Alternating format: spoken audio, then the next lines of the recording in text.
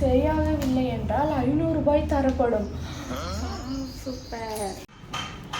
வாங்க மேடம் வாங்க. என்ன ப்ராப்ளம்? டாக்டர், எனக்கு நாக்கில் எந்த டெஸ்ட்டுமே தெரிய மாட்டேங்குது, கொஞ்சம் என்னன்னு பாருங்களேன். அந்த போர்டை படிச்சுட்டு வந்திருப்பான். ஓகே ஓகே பண்ணிடலாம்.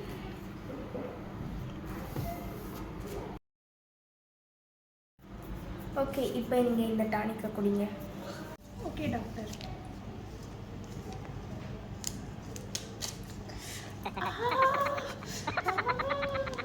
இது ரொம்ப காரமும் கசக்குது டாக்டர்.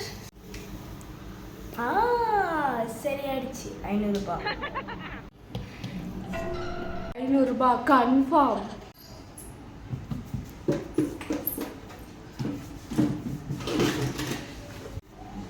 மறுபடியுமா?